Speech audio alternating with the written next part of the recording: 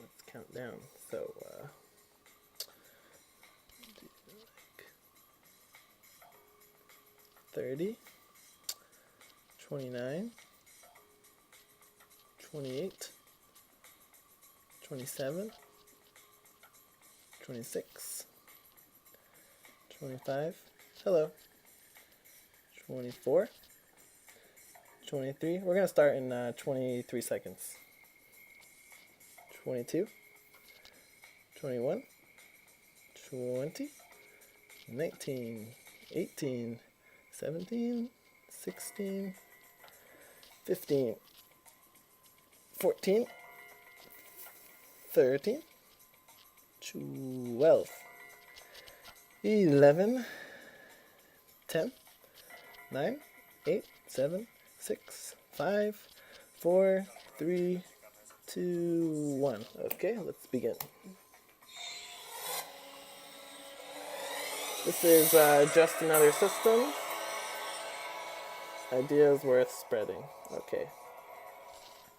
And tonight I just came from Facebook doing this lecture on Facebook, and now I'm doing it on Instagram. And we're going to talk about digital images, digital pictures. Specifically, we're going to talk about how you can make digital pictures without using a computer at all. And so we're going to talk about digital pictures.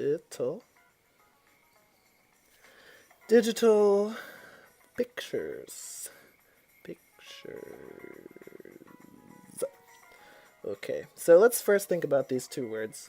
Our goal tonight is to make digital pictures without a computer. So digital, what is digital? Digital is your fingers, right? 1, 2, 3, 4, 5. You have 5 fingers. You can count each one of them. That's what makes them digits. Digital. So the idea behind digital is that you have these discrete things, these discrete pieces of information that can be repeated and counted. Now, often when we think of digital, we think of electronic machines and things like that. It needs electricity, but it doesn't really need electricity. It just needs to be repeatable. So digital is, in a sense, countable information. And pictures, what's a picture? So the idea behind a picture is that you have something visual inside of a frame. So a picture is something visual inside of a frame. So here's a picture of a flower. So here's our frame, and here's something visual. So that's a picture. So in a way, we can prove our theory, but we can take it much further than that. So often when we think about digital pictures, we think about pixels. So here's a 1x1 pixel image. And right now it's transparent or white. You know what? I'm going to turn the light on. Hold on a second. Let's get the light on here. I'm in my mom's bathroom in Assonet, Massachusetts.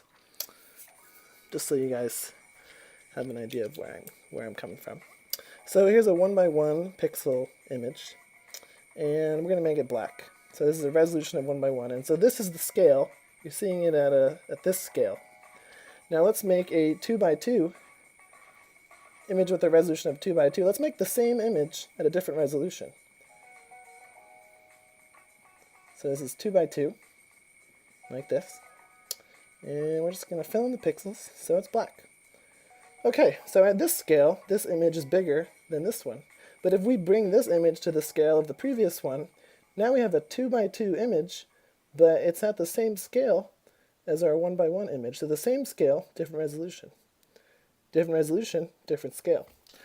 Okay, so often, in a way, we've just kind of proven our little theory, right? So we can, sort of a trick question this lecture. So we kind of redefine digital or change the meaning of what we think of digital. We kind of describe picture, and then we say, okay, we can make a digital picture without actually ever having to use a computer. So here's picture 1, P1, and picture 2, P2. We might refer back to these later on. Okay, so one of the interesting things about these digital images is that they're not on a computer. So now that we have digital images not on a computer, we don't have to really grid them out. We can actually use alternative pixels. So let's make a frame here. So here's my frame. And instead of just making a grid to do pixels, I actually have this thing of Kirkland Jelly Belly jelly beans. And there's 49 different flavors, and we're going to just use those flavors as different colors. So I'm going to get some. Here they are. And so these jelly beans are actually going to be our pixels, because one of the things about digital is you have to be able to count everything. They kind of have to be the same format, especially a raster-based image. So we're going to do like a raster-based image where the pixels are jelly beans. So let's start this here. Okay. I'll just bring a bunch of them in. I mean, I'm just going to do like random colors. I don't really, just to get the example down. We'll try to fill them in. And we're going to just do, it's hard to rotate them, but we'll see what we can do. Okay. That's a banana one. So for those of you just joining us, we're making digital images without computers, and our format here is jelly beans. Jelly belly, jelly beans. And the resolution is 1, 2, 3, 4, 5. It's going to be a 5 by 4 resolution. Okay. Whoops. All right. So one of the interesting things about using jelly beans instead of pixels is you can get all these interesting effects, like the light here moves around. I can sort of rotate the jelly beans a bit. So within this format, we could call this maybe like a .jb for .jellybelly. One of the things about this format is it can really only exist in real life. You actually can't really represent it that easily with a computer. You have to use real jelly beans. You can kind of rotate the jelly beans. You can like twist them around. So it's sort of a cool way to make a picture. Now this format supports transparent pixels. See, there's this transparent pixel here. And, to prove that it supports transparent pixels, what I want to do is I sort of want to transfer an image like this to something that has a textured background. So far we've been drawing frames saying that a frame is what constitutes a picture, and so there has to be something visual inside the frame. But, we can also use a frame that already has a picture inside of it. So let's move our notes out of the way. And we're going to use this frame that I cut out from one of my mom's quilting magazines and taped onto a piece of paper. I really like this frame. I don't really understand the phrase. It's kind of nice. So let's make a jelly bean based image on this frame. And you can see we only have to fill in a couple different pixels here because this format supports transparency. So we have a frame and we have a sort of layer 1, right? And then layer 2. Or the background layer and the top layer. So that's sort of how this works. Very good. Okay. So I'm just going to fill in these black boxes, just playing off the background. All right. Nice. So we have a digital picture made in real life with jelly beans as the pixels. And this is still a sort of raster-based image because, and what makes something raster? It sort of means like, well, all the different elements are sort of individual. They're kind of all the same. All the jelly beans are the same format. They're all sort of like in a grid. So that's sort of what we mean by raster. And pixel is short for picture element. So when you say pixel, sometimes pixels are made of light on a computer monitor. Sometimes they could just be squares in a grid. In this case, our pixels are jelly beans aligned in a grid. Okay, so let's scale up our image. I'm going to use this big grid that I have here, and we're going to zoom out a bit. And we're going to make an image that's a little bit larger, and we're going to show some different raster effects that you can do. So let's just say that these are the corners of my image, like this. Okay, so here's the 4 corners. Now let's scale up. So we can extend our canvas area by 1 pixel by doing that. And let's draw a face. So we'll do like something here, something here, and something here, something here, and something there. There we go. Oh, there we go. A nice digital image of a face. And of course, one of the things about digital images is that they're reproducible. So if I wanted to, I could write down some instructions and easily reproduce this digital picture. I could take the jelly beans and put them in a cup and carry it around with me for shows, and reproduce this painting or this picture anytime I want. And so the different usually in digital images, the pixels themselves don't really have any meaning, but in this case, each jelly bean has its own flavor. I mean, there's a whole chart back here. So like if you wanted to make a sort of poem with flavors or colors, then it would be pretty nice. You could sort of have a digital image where actually the pixels had meaning in terms of the flavors and things like that.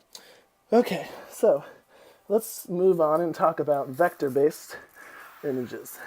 So given our jelly bean example, how would we represent something that's vector-based? Well, a raster-based image is on a grid, but if we don't have a grid, then how do we make a digital image? Well, I'll tell you. It has to do with relationships. Like if you open a file in Adobe Illustrator or something, you can make different shapes, and the shapes have these different sort of like geometric relationships where this triangle is so far from this circle and it's sort of red, and so it's not really defined by individual little pixels. Instead, it's defined by more abstract relationships between discrete, countable, sort of identifiable elements. And so how are we going to make a vector-based image in real life? Well, first, we do need some kind of frame, but rather than doing a grid, I'm just going to pick another object for a frame. I'm going to pick a dirty bath mat. That's right, dirty bath mat. So this nice oval pill-shaped dirty bath mat is going to be my vector-based frame. Here we go. You can see my phone moving around. Maybe we can make an image that way. It's making an image. It's not really digital though, it's a little hard to reproduce. So we need to have some discrete, sort of countable elements in here. And for that, I brought some stuff. Because it's vector-based, we don't really have to have all the objects be the same thing. They can all be different things. So I have this wine corkscrew that we can use, like that. And let's do a face or some kind of portrait. So I'm going to use this cross as a little bow, and we're going to try to make a girl's face. And let's try to use this as a mouth. There we go. Nice, cute little mouth. And let's try to use this as an eye. And maybe this can be the other eye. And there we go. It's kind of like a little girl puppy dog face. Now, this is a digital picture because it's defined by these relationships. So it's not much different from a vector-based image, except we don't need a computer to make it. It's a little more rare, it's harder to reproduce, but it's certainly reproducible, and you can also make multiple copies. But what makes the picture important and sort of definable are the relationships between the objects. So what is the frame? What's the distance between this and this? That sort of thing. So as opposed to like an oil painting or a pencil drawing or something like that, where you may not know what the graphite is, or you may not know, what's behind the painting, or there's only one of them, there's only meant to be one unique painting. In this case, it's really just meant as a kind of recipe. So it's a sort of abstraction over what you would usually think of as a drawing or a painting. I'm just going to take a drink here, and then we'll continue. We're getting close to the end. All right, so let's turn this from just a portrait into a figure drawing. And for that, I have a mask from my sister's bedroom here. And we have to make it a figure. So we'll do some arms. And we'll do a body like that. And we're going to do some legs here. And a foot. Perfect. So we've just transformed our vector-based relationship, sort of formulaic portrait into a vector-based, sort of relationship-based figure drawing. Now, one of the things that I like... actually, you know what? Let's bring some of the jelly beans back in here to do some hands. Just when I remember. Well, I still remember. So here we have some jelly beans that are the hands. Okay. So different ways of making digital images without a computer, and sometimes even more fun. One thing I often like to do is I like to sign my pictures. So I'm going to put a piece of paper down here at the bottom, And I'm just going to write my signature. So my signature is J-A-S. It's the year is 17, 4/22, I believe. And the time is currently 1:58. Now it's actually 4:23, and it's 1:58. All right. So let's take that and stick that in our frame. And just like in Adobe Illustrator or something, you can have something kind of off the edge of the frame, because as long as it's in the frame, that's really what matters.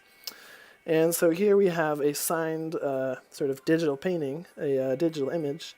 And of course, you're seeing it digitally, and it's documentable, and all the objects are discrete and countable. And so that's sort of how to do it. That's sort of how to make a digital picture without a computer, and with much higher resolution and a lot of variability. And in my view, it's a little more interesting too. And you can even frame it with the camera like this. Looks pretty good. Okay, so next time I'll probably talk about permutation, permeability, and why is it that you cannot make a unique digital image? Why is it that you cannot make a unique digital image? Okay, so Jacob's class, if you're listening, I hope you had a good time, and I'll see you at the lecture. All right, bye everyone. Goodbye.